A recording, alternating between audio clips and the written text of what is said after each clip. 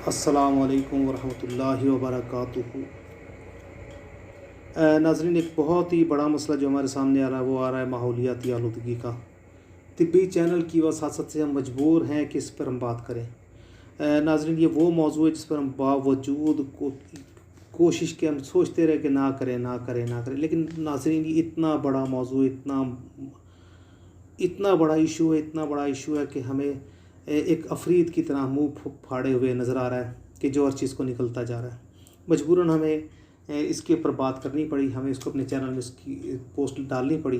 तो नाज़रीन, हम बात करते हैं माहौल की हिफाजत हमारी बहुत बड़ी ज़िम्मेदारी है। हम इस माहौल में रहते हैं तो इसकी हिफाजत, इसकी देखभाल हमें ही करनी है। इसकी ज़िम्मेदारी हमारे ऊपर ही आती है।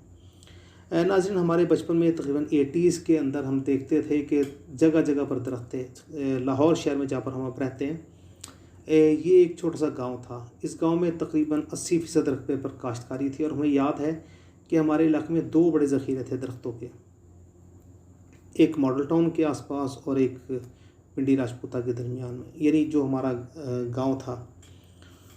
तो नाज़रीन, हमने तकरीबन 90s के आते आते हमने देखा कि वो दरख्त भी ख़त्म होने शुरू हो गए, वो फसलें भी ख़त्म होनी शुरू हो गई।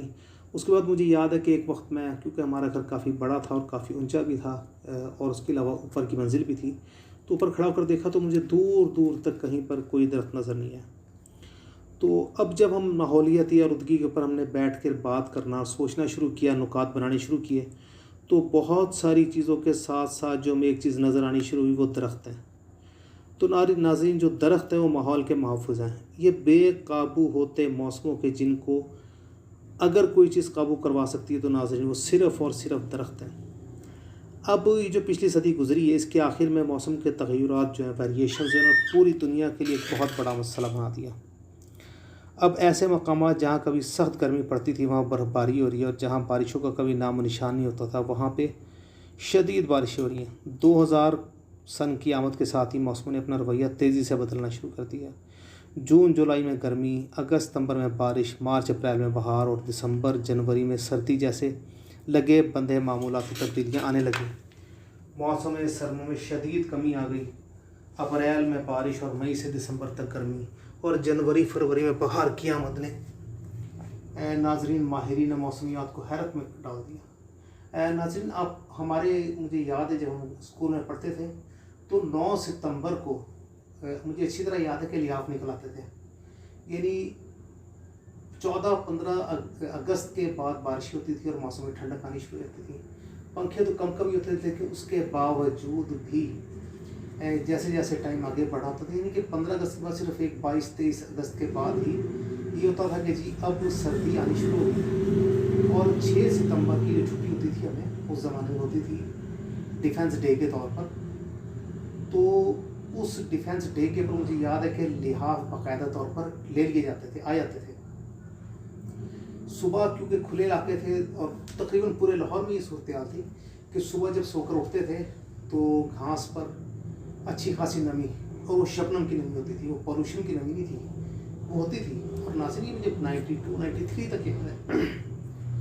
तो अब अगर हम लाहौर पाकिस्तान के दूसरे शहरों के बारे में बात करें तो पाकिस्तान का जो सबसे बड़ा शहर है,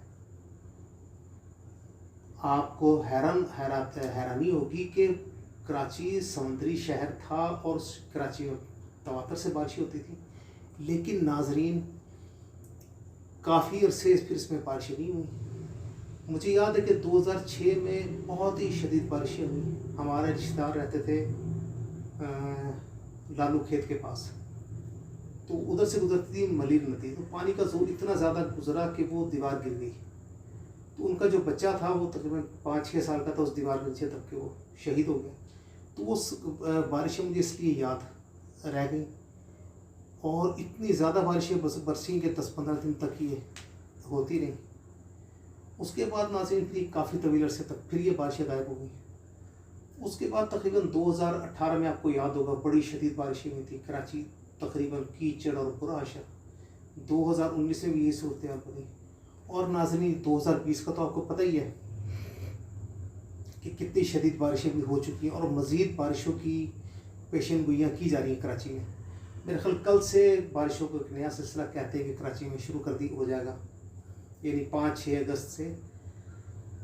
नाज़रीन, इंडोनेशिया में जो सुनामी आई उसकी वजह क्या है? मैंग्रोव्स के जंगलात होते हैं समंदरों के किनारे, उनकी बेइंतहा कटाई। तो अमेरिका की रियासत में हरिकेन्स, वजह उसकी वही कि समंदरों के किनारे जो बहुत बड़ी तादाद में कुदरती जंगलात होते हैं जिनको मैंग्रोव्स कहा जाता है, ये आम जो है मैदानी दरख्त जंगलों से बिल्कुल मुख्तलिफ होते हैं। तो शदीद समुद्री तूफ़ान है। 1998 में तारीख का जो सबसे जो गर्म तरीन साल माना जाता है, यानी तकरीबन जब से रिकॉर्ड करना शुरू किया, यानी 1830 से ग़ालिबन रिकॉर्ड करना शुरू किया जा रहा है, उस वक्त से यानी बाकायदा जब रिकॉर्ड हमारे पास है, मेट्रोलॉजिकल यानी महकमा मौसमियात के पास से जो रिकॉर्ड है, कुछ मुल्कों में उससे इसके बाद का है, कुछ मुल्कों में यानी तकरीबन 1840 से ये रिकॉर्डिंग यानी टेम्परेचर वगैरह की मेंटेन की जानी शुरू कर दी गई थी उस वक्त से। लेकिन 1998 के बाद 1999 फिर 2000 यानी हर साल ही टेम्परेचर एवरेज बढ़ता जा रहा है। अब तो आप देख लें इस साल क्या हुआ आपके साथ। 2019 के बाद 2019 की सर्दी, 2019 जब खत जा रहा था तो अक्टूबर में सर्दी पड़नी शुरू हुई और आप यकीन करें कि अप्रैल तक सर्दी रही। मई तक भी ऐसा नहीं था कि आपको पंखे की ज़रूरत पड़ रही हो। मौसम चेंज हो गया ना शदीद। हालांकि 2000 से लेके 2018 तक ऐसा शदीद मौसम होता था कि फरवरी में ही गर्मी पड़नी शुरू होती थी और सर्दी दिसंबर के आखिर में शुरू होती थी, यानी सिर्फ 1-1.5 महीने की। अब ये जो दुनिया का बहुत तेज़ रफ्तारी से जो बढ़ता हुआ टेम्परेचर है, इसका इम्पैक्ट क्या हो रहा है? इसका इम्पैक्ट ये हो रहा है जो हमारे जो ग्लेशियर्स हैं कुतुबैन के ऊपर, यानी नॉर्थ पोल और साउथ पोल के ऊपर, उनकी बर्फ़ तेज़ी से पिघल रही है, समुद्रों में पानी की मिकदार बढ़ रही है, सैलाब आ रहे हैं। अब जिस तरह हिमालयाज़ हैं उनमें काफ़ी बर्फ़ होती है, वो पिघल रही है, उससे हमारे जो सब कॉन्टिनेंट में सैलाब आ रहे हैं। अच्छा, उसके लिए फिर नाज़रीन इन माहिरीन ने क्या किया? माहिरीन ने दरख्त लगाने शुरू किया। अमेरिका में 1825 में डेवलपमेंट शुरू हुई, फॉरेस्ट डिपार्टमेंट वहाँ बनाया गया। मेरे ख्याल सबसे कदीम डिपार्टमेंट शायद उन्हीं का है। हो सकता है कि रॉयल जो सोसाइटी ने भी बनाया हो, यानी कि इंग्लैंड के ज़रिए इंतज़ाम भी फॉरेस्ट डिपार्टमेंट हो। लेकिन जो सबसे मुनज़्ज़म, सबसे मेरे ख्याल है जो मजबूत है वो अमेरिकन, मेरे ख्याल है कि मेरी मालूमात गलत भी हो सकती है, लेकिन असल बात तो ये है कि आपको माहौलियाती आलूदगी के बारे में यानी मुतारफ़ कराना। तो उसमें यह हुआ कि जी बहुत तेज़ रफ्तारी से उगने वाले दरख्तों को मुख्तलिफ दुनिया के ममालिक से लाकर अमेरिका में लगाना शुरू किया गया। इसी तरह बरतानिया ने भी किया होगा अपने मकबूजात में और अपने ममालिक में। पर ये तो हमारी बहस का इशू नहीं है, लेकिन उन्होंने दरख्तों लगाना शुरू किया। दरख्त जो है वो इंसान के दोस्त और ख़ुदमतगुज़ार हैं। इसके ऊपर जंगली हयात पनपती है जो कुदरती निज़ाम को चलाती है, हमें ऑक्सीजन मुहैया कराते हैं। दरख्तों और पौधों के पत्तों, तनों, जड़ों, फलों से हमें कुदरत ने बहुत ज़्यादा शिफा अता फरमाई है। बहुत सारी बीमारियों का इलाज इससे होता है। अच्छा, उसके बाद क्या हुआ? जो कुदरती दरख्त थे लोगों ने बहुत तेज़ी से काटने शुरू कर दिए। हमारे बचपन में हमने पंजाब में बहुत बड़ी तादाद में शीशम यानी कि टाली के दरख्त देखे थे, अब हमें वो टाली कहीं नज़र नहीं आती। इसके अलावा देखें पहाड़ी इलाकों में बहुत बड़े ज़खायर थे चिलगोज़े के, वो बिल्कुल गायब हो गए। मरी की पहाड़ियों में बादाम के और अखरोट वगैरह के दरख्त थे, वो बिल्कुल ख़त्म हो गए। लेकिन बहरहाल अब किसी न किसी हद तक दोबारा लगाए जा रहे हैं। अब ये बुनियादी तनासुब तो ख़त्म हो रहा था ना, ऑक्सीजन की मिकदार कम हो रही थी, कार्बन डाइऑक्साइड की बढ़ रही थी, जिसकी वजह से ओजोन की लेयर मुतासिर हो रही थी, टेम्परेचर बढ़ रहा था। 2013 में 14 में तकरीबन KPK की गवर्नमेंट ने इमरान खान की क़यादत में दरख्तों को लगाना शुरू किया। ये वाहिद एक उम्दा काम है जो इमरान गवर्नमेंट से हम कहते हैं कि उन्होंने एक अच्छा काम किया था। सूरत हाल जो है वो बहरहाल कवर होती जा रही थी, लेकिन नई भी कवर हो रही थी। एक इशू डेवलप होना शुरू हो गया, वो ये हुआ कि इस्लामाबाद के पोश एरिया में पोलन एलर्जी के मरीजों की तादाद बहुत तेज़ रफ्तारी से बढ़नी शुरू हो गई। अच्छा, अब ये सूरत और शहरों में भी नजर आनी शुरू हुई।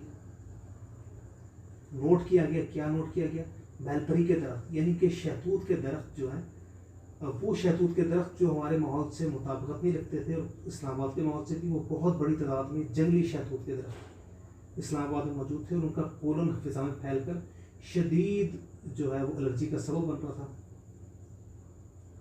अच्छा, अब क्या हुआ कि जी शजरकारी की मुहिम्मात चलाई गई। जब शजरकारी की मुहिम्मात चलाई गई तो नाज़रीन एक दरख्त हमारे सामने आया, वो था यूकलिप्टस का, सफ़ेदे का। आप यकीन करें कि हमने इसको बेइंतहा तेज़ रफ्तारी से लाहौर में लगते हुए देखा, पंजाब में लगते हुए देखा। लेकिन नाज़रीन पंजाब में, पाकिस्तान में पानी की थोड़ी सी कमी है, तो हम ये देखते थे कि जहाँ पर 4 साल सफ़ेदे का दरख्त लगता था वहाँ पर सफ़ेद रंग की तय बननी शुरू होती थी। इसका मतलब ये था कि इसको ज़मीन को ये ख़राब कर रहा, ज़मीन के अंदर से पानी की नमी को बहुत तेज़ रफ्तारी से चूस रहा है। अब इसके ऊपर फिक्र शुरू हुई इसको तब्दील किया जाए, लेकिन ज़ाहिर इसको तब्दील करना इतना आसान भी नहीं था, क्योंकि लकड़ी की जो ज़रूरियात सफ़ेदा पूरी करा था कोई भी नहीं कर सकता था। कोई माचिस इंडस्ट्री है, उसको लकड़ी चाहिए थी, उसकी लकड़ी की ज़रूरियात को सबसे ज़्यादा ये दरख्त पूरा करा था। 4 साल में एक इंतहाई तनावर दरख्त बन जाता है, जिसका तना भी बहुत बड़ा होता है, यानी कि इसको मुकम्मल तौर पर इस्तेमाल किया जा सकता है। और तना इतना सीधा होता है कि इसके अंदर बहुत ज़्यादा कटौती की ज़रूरत नहीं पड़ती। अच्छा जी, अब कुछ पौधे ऐसे देखे गए जो अमेरिका में बहुत कामयाब थे। फिर अब पाकिस्तान क्योंकि गरीब ज़राई मुल्क है, तो 1998 में, 1960 में भी, 1960 में अयूब खान के ज़माने में, 1998 में तकरीबन गालिबन नवाज शरीफ साहब के ज़माने में अमेरिकन जो है रुई की फसल को बगैर तजर्बे के पाकिस्तान में लाया गया, काश्त किया गया। उससे क्या हुआ, अमेरिकन सुंडी बहुत तेज़ रफ्तारी से फैलनी शुरू हो गई। तो ये मामला हमारे हालात को बहुत ज़्यादा ख़राब कर देते हैं। जब ये एक्सपेंशन का दौर था और गोरे पूरी दुनिया में हर तरफ छाने की कोशिश कर रहे थे, तो जापान में भी गए। तो जापान के अंदर उन्होंने एक पौधा देखा जिसे जापानीज़ नॉट वीड कहते हैं। ये बहुत खूबसूरत पौधा होता है। इसको अपने साथ वो ले गए। अब इसकी जो शाखें होती हैं वो बांस जैसी होती हैं, क्रीम रंग के फूलों से। ये इतना खूबसूरत लगता है कि इसका बयान नहीं किया जा सकता। लेकिन जब इसको लगाया गया तो एटमॉस्फेयर को इसने बदलना शुरू कर दिया। इसी तरह जो है जाइंट हॉगवीड है और जो हिमालयन बेलसाम है, इसके साथ भी यही मामला हुआ। बहुत ज़्यादा मौसमी तगय्युरात इन्होंने पैदा करने शुरू कर दिए। अब जो बॉटनिस्ट थे उनके कान खड़े होने शुरू हो गए, क्योंकि बॉटनिस्ट ने भी किसी न किसी हद तक तो ज़ूलॉजी पढ़ी होती है, कुछ ना कुछ मेडिकल से रिलेटेड होते हैं।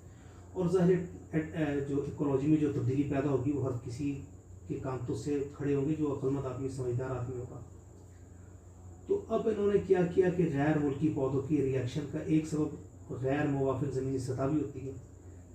इसी की वजह से वो एक यानी बेस मुहैया कराए थे मुख्तलिफ़ किस्म के पैरासाइट्स को, मुख्तलिफ़ किस्म की चीज़ों को।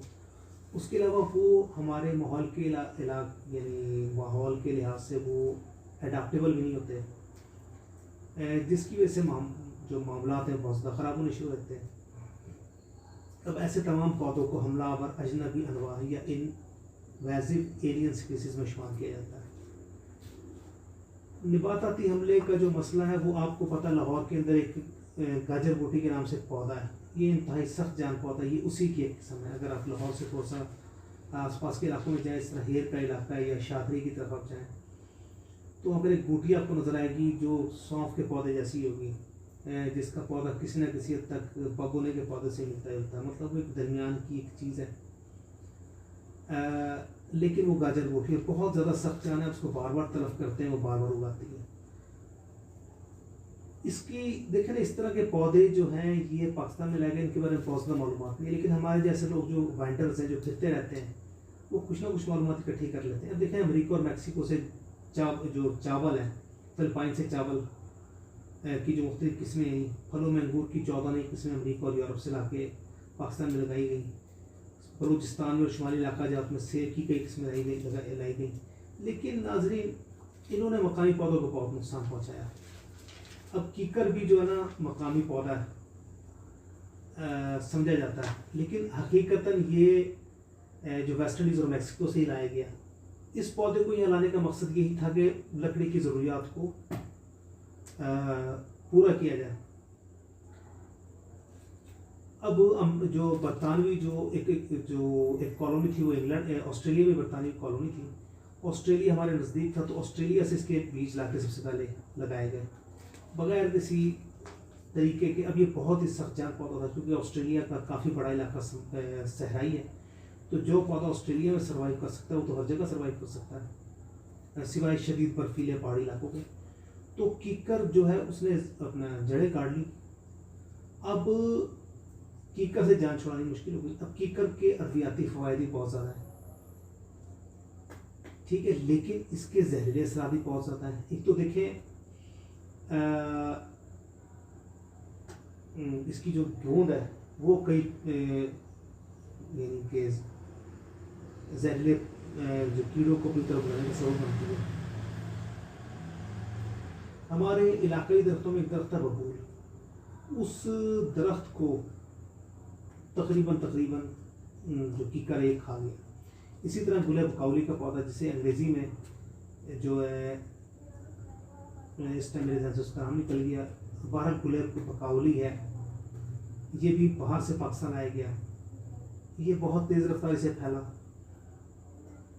गुलाब बकाउली जो है ज़ाहिर माहौलियाती एक बहुत बड़ा ख़तरा बना। वाटर फर्न है, इसने भी जो है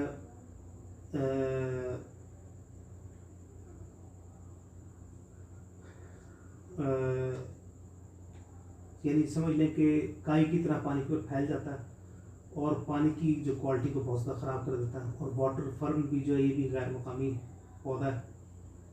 गुले तूत का जिस तरह मैंने आपको बताया, तूत के जो है पोलन से हमारे जो शुमाली इलाका जाते हैं उनमें एलर्जी का एक बहुत बड़ा मसला पैदा हुआ। इसी तरह आप देखें सफ़ेदे का, जिस तरह मैंने आपसे जिक्र किया था, मौसम में माहौलियाती आलूदगी में नमी फैलाने का बहुत बड़ा सबब है। इसी तरह कोनोकॉर्प्स दरख्त जो है, नाज़रीन इसको सस्ता होने की बुनियाद पर पाकिस्तान में लाया गया, लेकिन ये कोनोकॉर्प्स अब आपको पंजाब के हर जगह पर बतौर फैंस के लगा मिलेगा। बार बार कहने के बावजूद, बार बार समझाने के बावजूद, मैंने एक दफ़ा कुछ सुपरवाइज़र वासा के बल्कि PHA के पार्क्स एंड हॉर्टिकल्चर अथॉरिटी के ये कोनोकॉर्प्स के दरख्त लगा रहे थे। आज इसकी उनसे बातचीत की तो उन्होंने कहा जी आपको क्या पता, हमारे जो बोटॉनिस्ट हैं वो रेकमेंड करते हैं। मैंने उनसे कहा, मैंने कहा जी ये सिर्फ सस्ता होने की वजह से एक गैर मुल्की पौधा जो बहुत ही सस्ते दामों कराची लाया गया था, कराची में क्योंकि देखभाल इतनी आसान नहीं थी तो कराची से ये लाहौर मुंतकिल कर दिया गया। यहाँ इसका पानी कैसे पूरे करेंगे, इसका आप क्या हल निकालेंगे। अब आप यकीन करें कि 10 साल गुजरने के बाद वो सूरत हाल हमारे सामने आनी शुरू हो गई। कोनोकॉर्पस का कोई पौधा मैंने मुरझाया हुआ नहीं देखा, सारे अपनी जगह पर मौजूद हैं और उतने के उतने ही हैं, बल्कि बढ़े ही हैं। मतलब पहले में कहीं कोनोकॉर्पस का पौधा नज़र आता था, अब हमें लंबी बेलों की सूरत में ये 6-7 फुट का 8 फुट का जो पौधा है या दरख्त कह लें आप, क्योंकि इतना मजबूत भी नहीं होता, ना ये अच्छी लकड़ी मुहैया करा रहा होता, ना अच्छा ईंधन मुहैया करा रहा होता, मकामी पौधों को नुकसान दे रहा होता है, पानी की गैर मामूली मिकदार में यानी कि कंजप्शन करवा रहा होता है। तो नाज़रीन ये वो बहुत सारे अवामिल हैं जो हमारे माहौल को तबाह करवा रहे हैं। हमने इनको इस्तेमाल इसलिए किया था, यूटिलाइज़ इसलिए कर रहे थे कि शायद ये हमें बेनिफिट दें, लेकिन ये हमें फ़ायदा देने के बजाय बहुत ही शदीद अंदाज में नुकसान पहुँचा रहे हैं। तो नाज़रीन अगर हम ये चाहते हैं कि अपने माहौल को बहुत ज़्यादा साफ़ सुथरा रखें तो हमें मकामी पौधों और मकामी दरख्तों की तरफ आना पड़ेगा। हमें शीशम को यानी कि टाली को दोबारा लाना पड़ेगा, हमें जो हमारा मकामी शहतूत का दरख्त है उसको लाना पड़ेगा, जामन को, आम को, इनको हमें बकसरत लगाना पड़ेगा और इनकी देखभाल भी करनी पड़ेगी। तो आइए अब अहद करते हैं कि ये नया बहार का मौसम यानी जो नई शजरकारी की मुहिम अगस्त में शुरू होगी, इससे हम अपने ज़िम्मे एक दरख्त लगाएं जो मकामी हो और फिर उसकी मुकम्मल तौर पर पर्दात करें, उसको पलता पनपता ख़ुद अपनी आँखों से देखें। अल्लाह ताला हम सब की हिफाजत फरमाए, अल्लाह ताला हमारा हामी नासिर। अस्सलामु अलैकुम व रहमतुल्लाह।